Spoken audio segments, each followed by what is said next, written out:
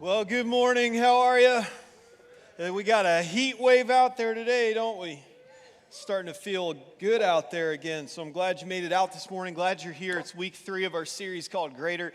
2 weeks ago, we started to unpack a new vision and just talking about what the future looks like for FCC. So if you missed that 2 weeks ago, and if you missed last week, I want to challenge you, go catch up online. You can go to YouTube, or you can go to firstchristian.com/sermons and catch up. But today we're in the third part of this series. So if you have a Bible, open up to Nehemiah chapter 3. We're going to keep going in Nehemiah's story today.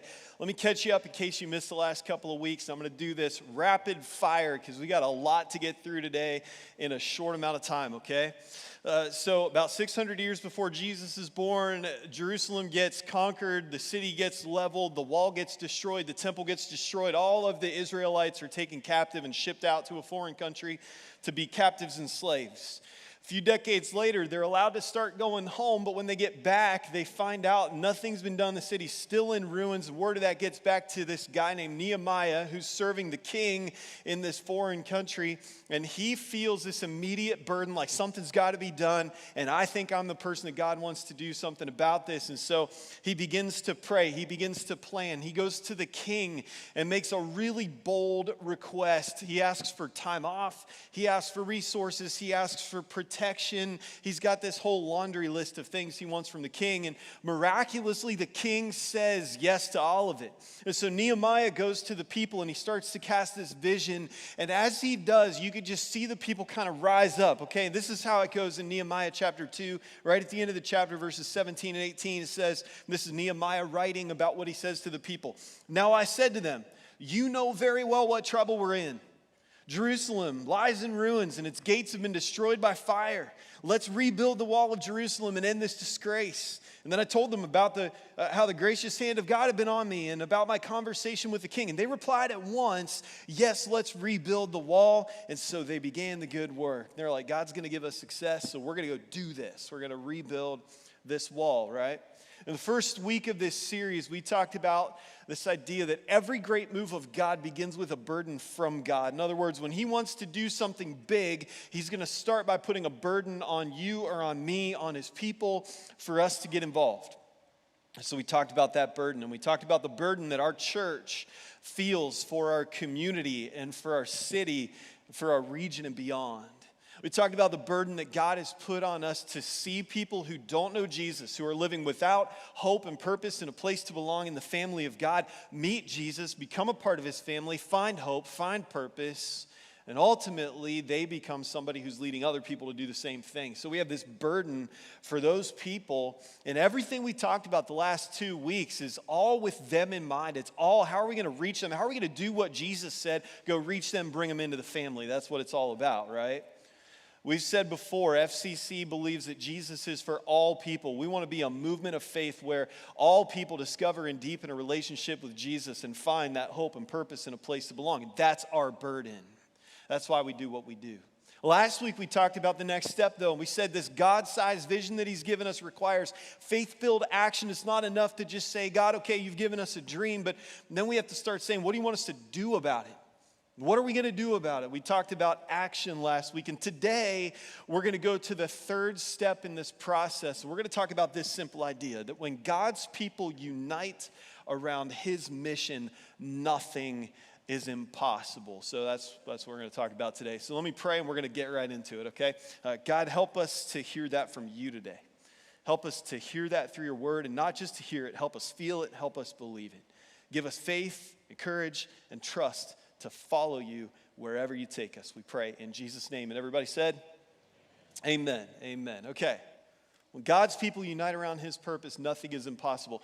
I'm just going to tell you that's not how the people were feeling when they stood in front of what was left of the wall around Jerusalem, okay? This wasn't a fixer-upper situation. This wall's in ruins. For more than 140 years, it's been completely destroyed, burned by fire, knocked over. It's just lying in piles, just heaps of rubble. And so they're standing there and they're looking at the job to be done. They're looking at this wall that's got to be rebuilt. And by the way, this is not a small wall. It's 2.5 miles around the city of Jerusalem, more than 10 gates, entry points to the city, 10 that we know of, 10 that are named. Might have been more in that version of the wall around the city, right? Parts of the wall are 30 or 40 feet tall. as much as 8 feet thick. I mean, this is not cosmetic damage, okay? This is a massive job. And when you think about the original wall, it took years to build. It took skilled labor. It took tons and tons of resources. And now you fast forward to this version of the wall that's got to be built, and you're talking ordinary people, limited resources. They're on the clock because they got to rebuild this city, but they're vulnerable to any army that might come through and want to conquer them. And so they're standing there and they're not thinking, hey, if we get united around God's mission, nothing's impossible, right? They're standing there, and I can only help but think that for a lot of them, they're looking at this job to be done and they're thinking, this is a really big job. We got a lot to do. This is going to require a lot of us. And maybe they were even fearful, this might be too much for us to handle. And I think that is so important as we start out into today's message, that we just call out, man, we can feel and often do feel the same way when God begins to bring a dream into focus for us.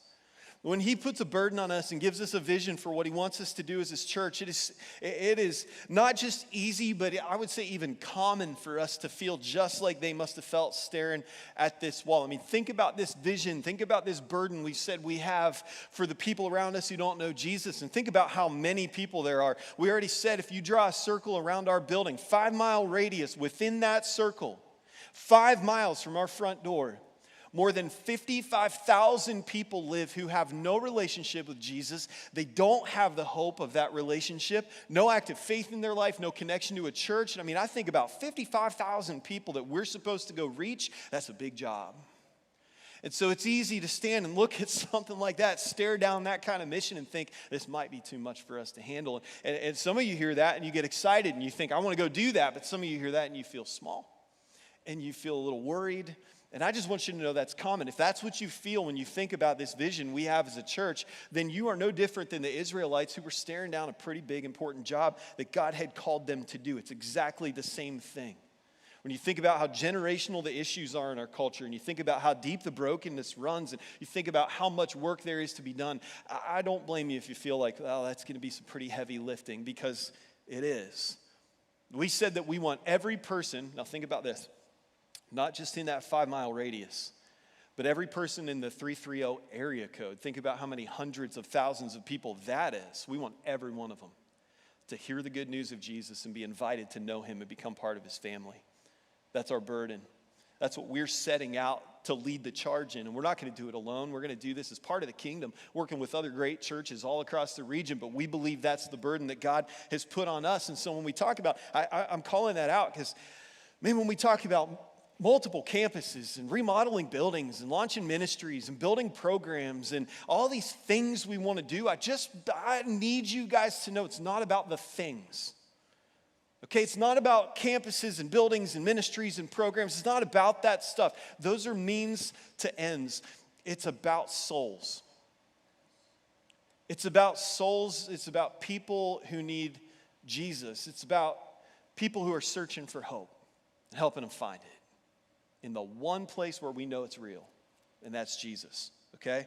So we put a pretty big goal out there a couple of weeks ago, and we said if we're going to do this right, if we're going to get a jump start on this thing, on this mission that we have to chase after this dream that God's given us because of this burden that he's put in front of us, then not only is it going to mean every one of us has to be involved, and that's kind of the idea today, but we said financially, this is a big goal too, so I'm just getting it out there, right? Elephant in the room. We said over the next 2 years, we need to raise about $11 million. 6.5 of that's like what y'all already give to the church. The other 4.5 covers all the new things that we said we want to set out to do as a church. And I just got to tell you, from my seat, that feels kind of like standing staring at a wall that's got to be rebuilt and feeling like that's a big job. I'm just being honest with you. But I believe that if God's people unite around his mission, nothing is impossible. And I believe if he's put this burden and dream in front of our church, then he already knows how we're going to do it. And what he needs from us is obedience and faithfulness. What he needs from us is willingness to say, okay, God, if you're leading, we're going to go. And I know that as we talk about these goals and this vision, some of you are excited and you're like, let's go, because you've been emailing me and stopping me in the hallway and reaching out. I've had texts and phone calls, and I ran into people in the grocery store, and some of you guys, you're excited about this. Some people, you've already turned in your commitment card because you didn't even want to wait. Some of you have emailed me and said, I want to help build this ministry or volunteer in this thing or whatever. And I love that. I'm excited about that. But I also know some of you, you're thinking about this thing and you're not sure what you have to offer. In the grand scheme, you might feel a little bit small in this whole thing, like you don't have a whole lot to bring to the table. And so I'm just letting you know, then you can relate to God's people in the story, okay? The mission of God often feels overwhelming when it begins to come into focus for us. And the temptation that we face is not usually rebellion. It's not like we're mad at God for it and we want to go against him. For a lot of us, the temptation we face is withdrawal. It's like, I don't want to be a part of a losing thing, so if I can't bring anything to the table, I'm just going to spectate, I'm going to sit back, and I'm going to watch somebody else do it, because they probably bring more to the table than I do, right? And that's what a lot of people will choose to do in this season. But I want you to know that when you feel this call to something big and uncomfortable and even a little bit scary, it's important for you to figure out if God is in it. Because, look, I'll just tell you this. Let me put it this way. If what you're feeling called to isn't a little bit scary, it's probably not God. If what you're feeling called to is not big, it's probably not him. If what you're feeling called to doesn't seem impossible, like, God, this is going to fail if you don't show up, then it's probably not a burden from God. It's a pretty easy way to start to discern that, okay? So I think you're going to be encouraged by this part of Nehemiah's story today. Don't underestimate what God can do through a united people. Now, Nehemiah chapter 3, I'm just going to tell you, I think is one of the most inspiring chapters in the entire Bible. I also think it might be the most boring chapter, so buckle up. All right? At surface level, it's a record of construction. It's like this guy built this gate, this family built this section of wall, these people handled things over here. It's like a roster of who did what. It's like a project list, right? Here's the cool thing, though. A couple interesting things about this chapter. Nehemiah chapter 3 is probably the best description we have in the entire Bible and every ancient writing of the wall around the city of Jerusalem in that era. Because it literally starts with this gate called the Sheep Gate at the north side of the city, and it just goes counterclockwise around the city. One section at a time talks about who rebuilt what and how it went, and so it gives us a picture. Historians, archaeologists, they've been able to put together this idea of what that wall probably looked like around the city of Jerusalem because of this one chapter. So it's kind of cool when you think about it that way. And again, it's a big thing, 2.5 miles around, 10 gates in this thing, and so it's a great description. But because I think this is probably a pretty boring chapter to read, we're not going to read it verse for verse. I'm going to summarize it for you in 3 key takeaways, okay? Here's number 1. This project, rebuilding this wall, this massive job that people had to do, it required a lot of builders, and they were from all kinds of different backgrounds. I mean, you had religious leaders, you had government officials, you had merchants, talks about goldsmiths and perfumers, and all these different people from all these different occupations, right? You had people from other cities that were located nearby, and they were interested because if Jerusalem's a strong fortified city, that makes their city safer too, so they traveled over to help out. You had those people. You had 2 groups specifically mentioned here in the early part of this chapter. First of all, it says the religious leaders led the way. They're named first. It's like they said, we're not going to ask you to do anything we won't do. So they stepped up and they led the way. But then there's this other group of people, which is the nobles from Tekoa. And it says in Nehemiah chapter 3 that they would not stoop to serve their Lord. Now it says their Lord, not the Lord. So we know that these are people of faith. These are some of God's people, but they must have thought they were above this work or too important to get their hands and feet dirty, and so they wouldn't participate. And I'll just tell you, if I've got to be a part of either one of those groups, I know which one I want to be a part of. Okay? So you see them in there. In verse 12, there's this guy named Shallum, and he gets called out because he got his entire family, including his kids, involved in the project of rebuilding their part of the wall. Altogether, over 40 unique groups of people, 40 names mentioned in Nehemiah chapter 3 of people who contributed to this project. And now listen, this could have been summarized, this whole thing, in one verse. It just could have said, the people, they all got together and they rebuilt the wall. Could have left it at that. Done deal. Would have been a real short chapter, much less boring. Okay? But here's why I think it's written the way it is. And this is significant. Instead, what God does is he zooms in. And he calls out individuals and he recognizes them for what they did. And I think the point is there is no contribution to the mission of God that is too small or too insignificant to get heaven's attention. There is nothing that God is going to call you to do that doesn't matter enough that it's noticed by him. And I know that's true because when you look at Matthew chapter 10, Jesus is teaching some people about the significance of serving and helping people, right? And he says, if you give even a cup of cold water to one of the least of my followers, you will surely be rewarded. And he's not like, change their life, give them a job, bunch of money, build them a house. He's just like, even a cup of water gets heaven's attention.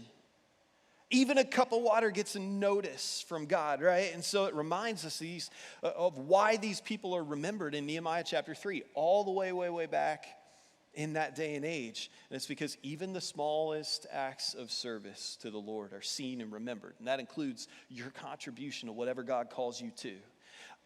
Listen, availability always trumps ability. Okay? Availability always trumps ability. Calling trumps credentials, and obedience trumps experience every single time. That's the first takeaway from Nehemiah chapter 3. The second takeaway is they built in all kinds of different locations. What you see is you'd have a family who would rebuild a part of the wall or a gate that was near their home. You see in here, at one point, there's a goldsmith that's mentioned for helping to build the inspection gate, because that was the part of the wall that was close to where the merchants would all hang out. And so he needed that gate to be, easy to access, but also secure, because it was good for business, right? Near the king's garden, that's where a lot of music happen in the city. Arts, plays happen. And so you see people who love those things get involved in that part of the construction. And you see this repeated phrase. It's like it'll talk about a person or a family, and it'll tell what they did. And then it's like, now next to them, and it'll name another person. And then it's like after him, and it'll name another person. And it just, like I said, it's like one thing at a time all the way around the wall. And what you have are people who are involved in the part of the wall that they're passionate about or concerned about, or the thing that matters to them. But here's what you got to remember is even though they're all around the wall working on their own thing, they're all part of the mission together. So yeah, they're in different places, but they're working in tandem with each other, right? You got people who are close to what they love and care about, but their personal ownership fueled collective progress. So there's takeaway number 2. And then takeaway number 3 is there were differences in how they built. And I'm not talking about technique. I'm talking about attitude. I already talked about the nobles from Tekoa who were like, well, we're not doing this. You guys figure it out.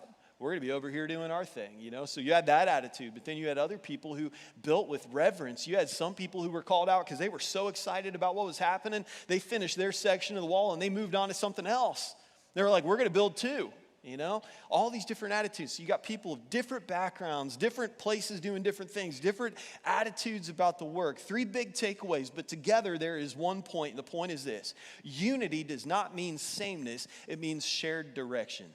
And that's what I want you to know today. Is unity doesn't mean we're all the same, doesn't mean we think the same, we want all the same things, we always do the same things, but it does mean that we're moving in the same direction together as God's people in this place. That's unity, okay? It took all kinds of different people to get this job done, but they were united around one common mission and goal. And that's why they had success. So sure, this is a chapter, it's like a record of construction, right? It's a project task list, but more importantly, it is a celebration of the power of unity and collective obedience, which brings me back to the big idea today, and that is when God's people unite around his mission, nothing is impossible. We see it in this story. We see it come true. This wall was not rebuilt because of one heroic leader. It wasn't built because God put a burden on Nehemiah's heart. Sure, it started there, but then the people got a hold of it. And more importantly, God got a hold of the people. They rallied together around this mission, and God did something amazing through their collective obedience. And so when they're standing there and they're looking at this wall, here's the thought. This is what changed everything. You ready? This was the thought. They're looking at this wall, and this guy's thinking, that's a big wall, and this lady's thinking, wow, I don't know how we're going to do this, and somebody over here is going, I don't know if we have the resources, but then they started looking around, and they realized, here's what we have in our favor. We're standing here together. We're all in this together. And I want to tell y'all today, we're in this together. If you're thinking that you don't have anything to bring to the table, I talk about something and you think, yeah, we need that, but I don't know what I have to offer there. That's okay. There's something that you do have to offer. Maybe somebody else has something to offer there, but it's going to take every single one of us saying, yes, Jesus, I will do what you want me to do with what you've given to me to manage. And if we will do that, I'm telling y'all, there's nothing that's impossible. And our vision to see every person in the 330 area code hear the good news of Jesus and be invited to know him and become a part of his family will become a reality. But like I said last week, God's going to do it with or without us. You could say yes or you could say no. It's not going to stop God. You just miss out. I don't want you to miss out. So listen, here's what I want you to process today. When the people are thinking about what they got to do, and they're looking at the wall and thinking, we got to build this thing, right? Sure, there were lots of questions, but by the time they were done, there was one question. Where's my section? That was it. Where do I go? What gate am I going to work on? What section of the wall am I going to work on? Where am I going to go and get involved? Where do I take my tools and drop them and go to work? Okay? Now, what I love about this is, again, we're not talking all the skilled laborers they had the first time around. We're not talking, all these experts. Sometimes I think when we think about the mission God's called us to, that God's waiting on a bunch of experts, professional Christians to show up and do all this work. And I want to tell you, that's not how he works. Maybe you've heard it said this way before, that God does not call the equipped, but he equips the called. And you're called. If your faith's in Jesus, he's called you. And he's put you here. I really believe this. He's put you here at FCC for this moment. I think you're here for a reason.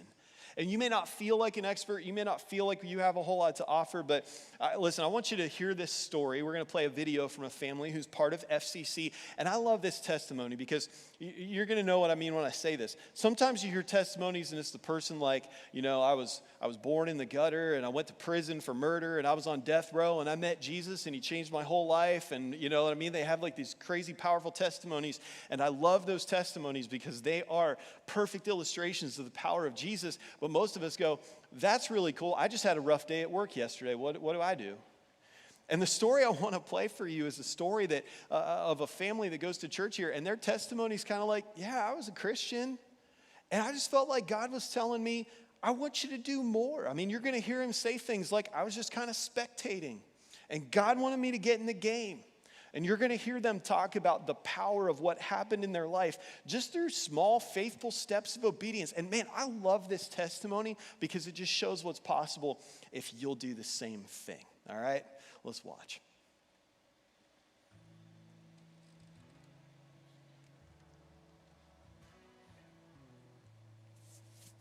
I was kind of a casual Christian.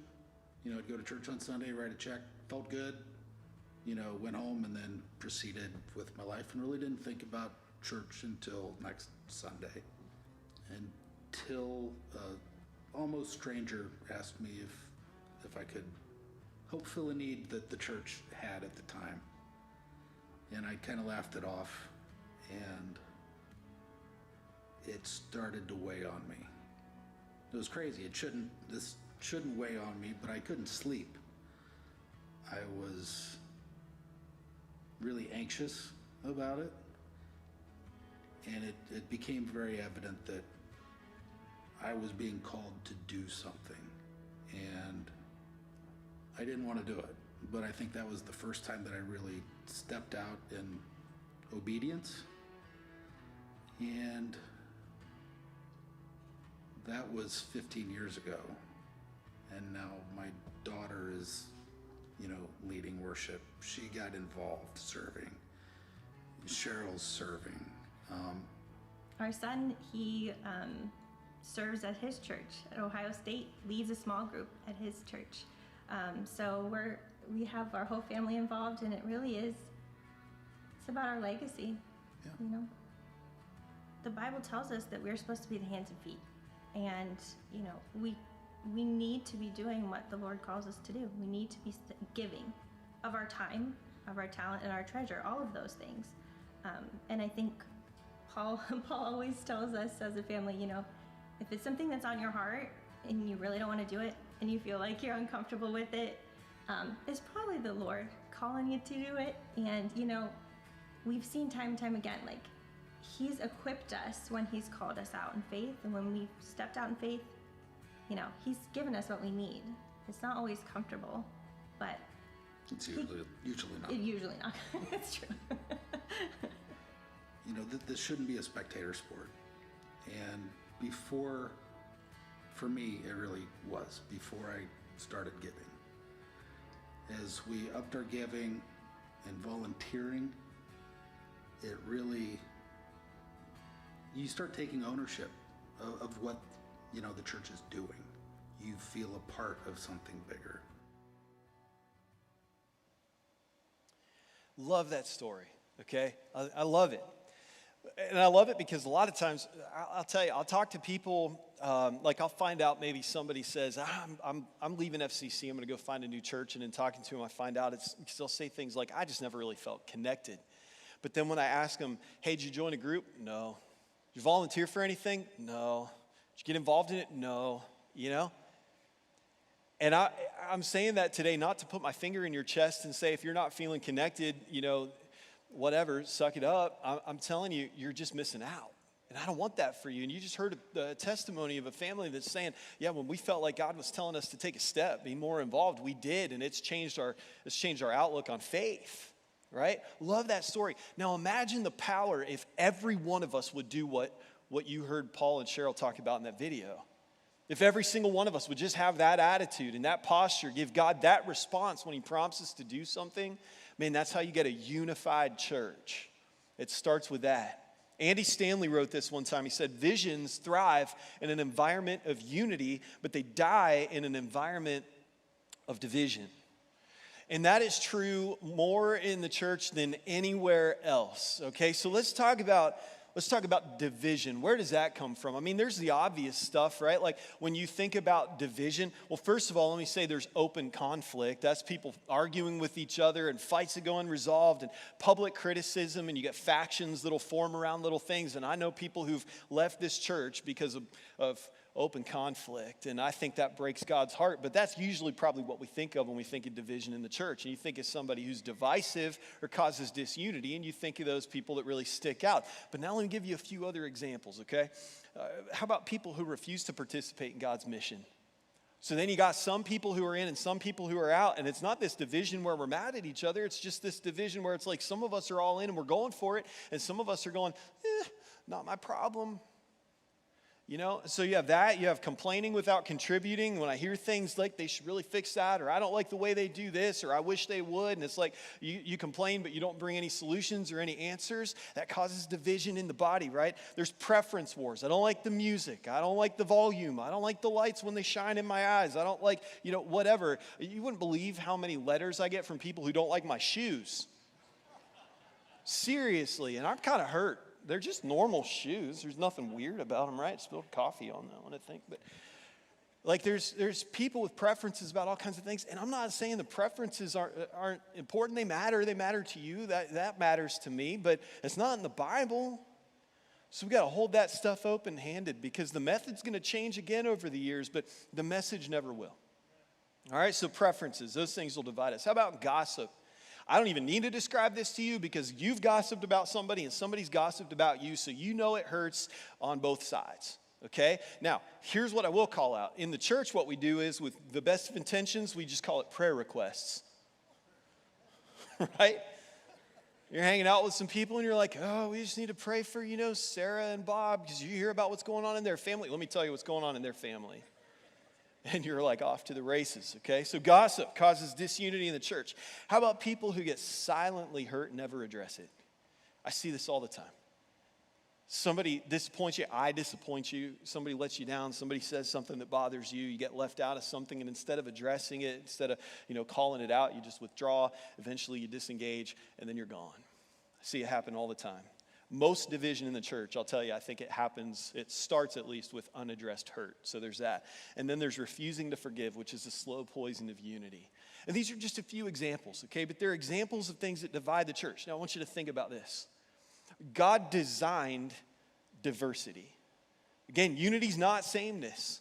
It is not sameness in how we look and act and think, and it's not unity, it's just aligned direction. So God designed diversity, and that's a good thing, but God refuses disunity.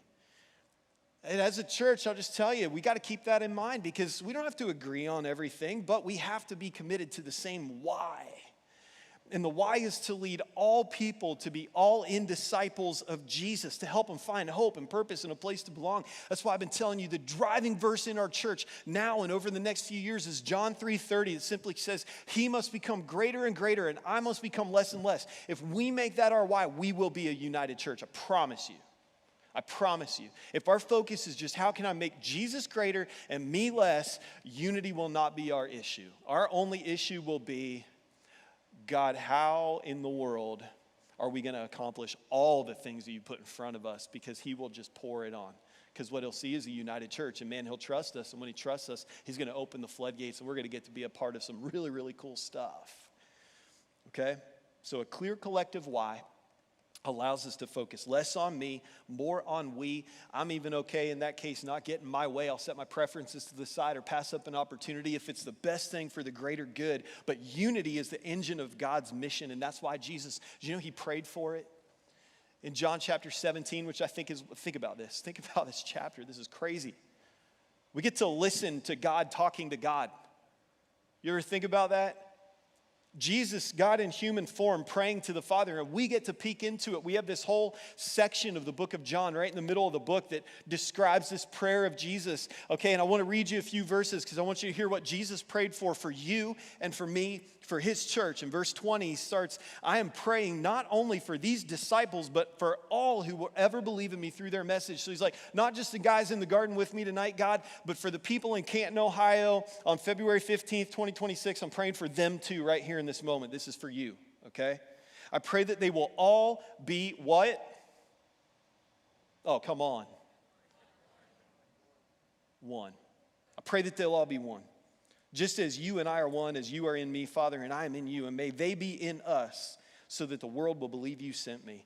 I've given you the glory that you gave me so that they may be one as we are one. I am in them and you are in me, and may they experience, listen to this, such perfect unity. Now, let me just stop right there. Hang on.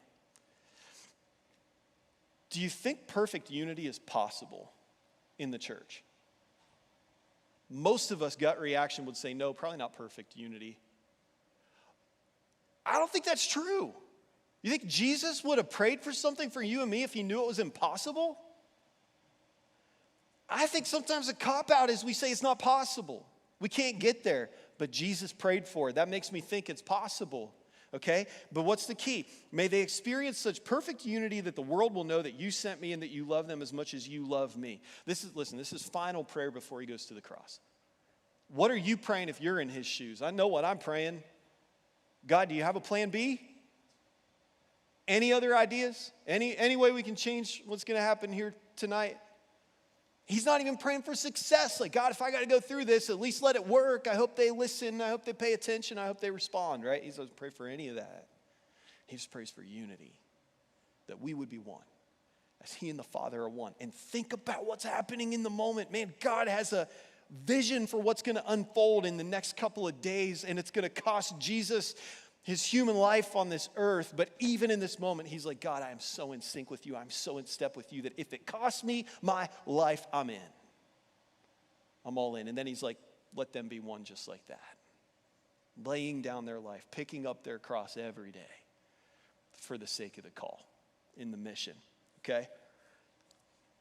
If we say no, if we are disunified, it literally harms our ability to lead people to Jesus.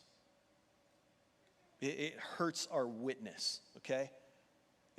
Because it makes the gospel seem artificial. And people who are already skeptical are going to go, I don't want to be a part of that. That doesn't look any different than what I already do right now.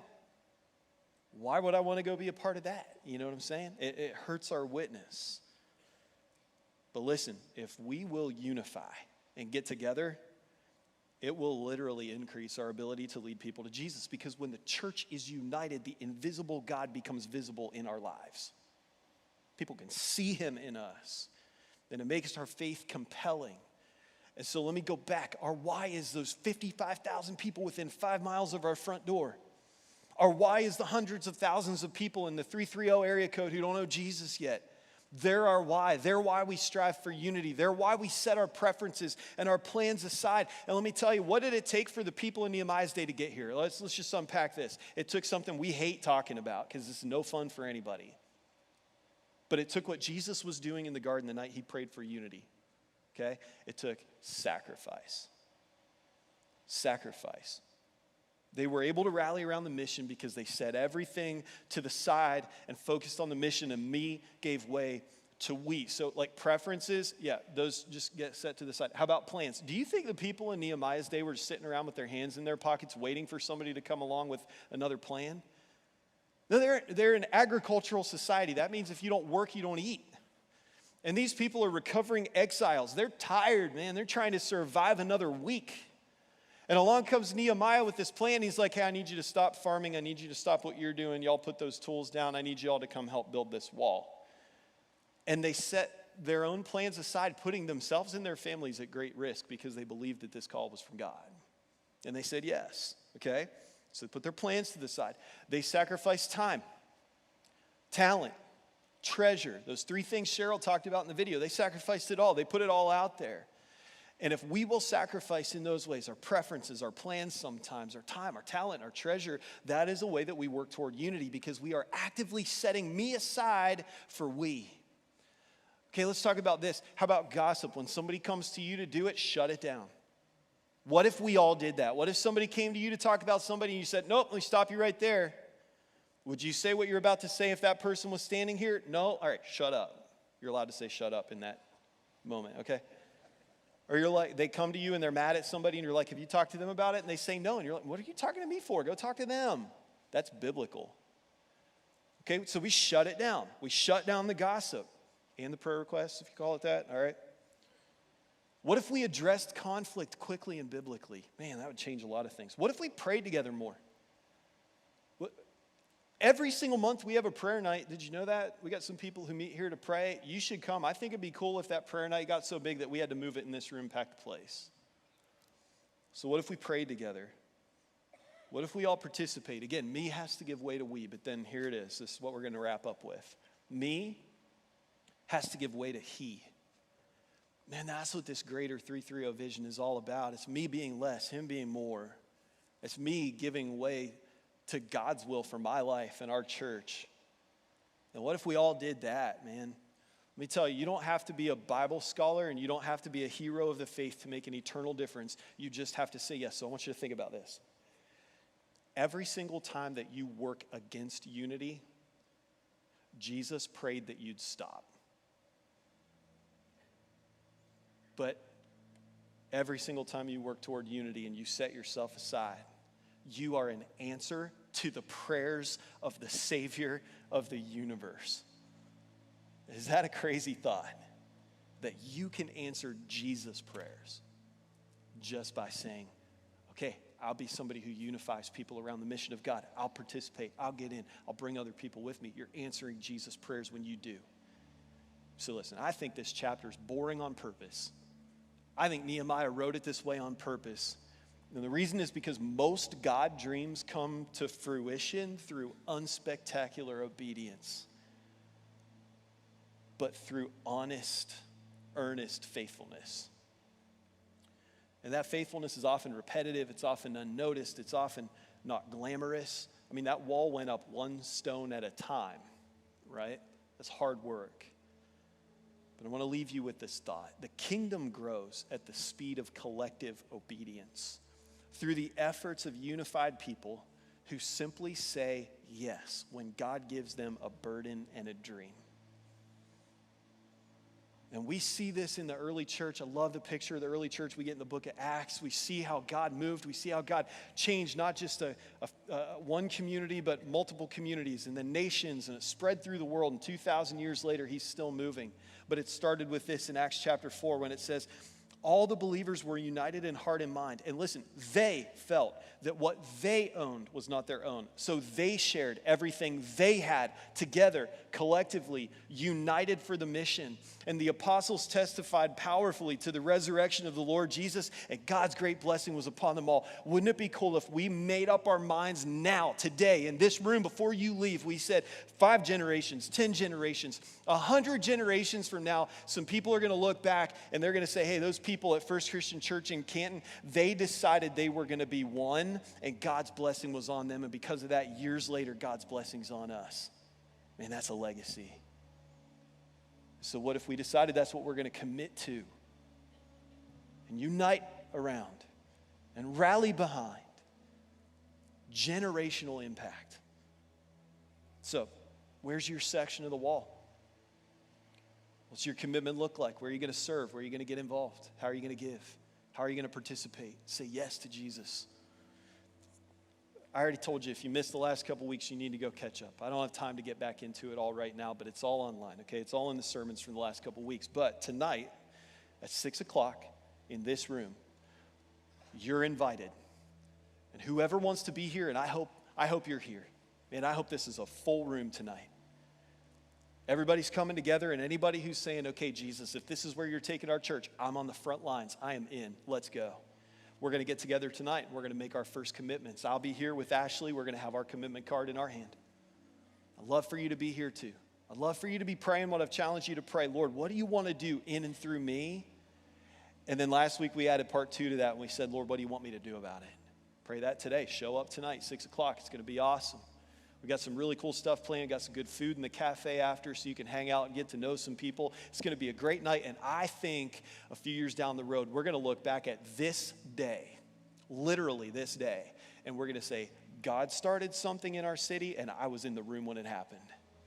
So I don't want you to miss it, okay? It's a perfect opportunity to get off the bleachers and into the game, which is so important because I say this often. I think we're in the 2-minute warning. We're on the clock. People need Jesus. And we got the gospel. We got to take it and carry it into the world like a light in darkness and point the way to him. It's going to take every one of us to be in this together. But if you say yes, you get to be part of the story that God's going to write in our church, in our city, in our region, and more importantly, and it changes the story he's going to write in your life. Okay?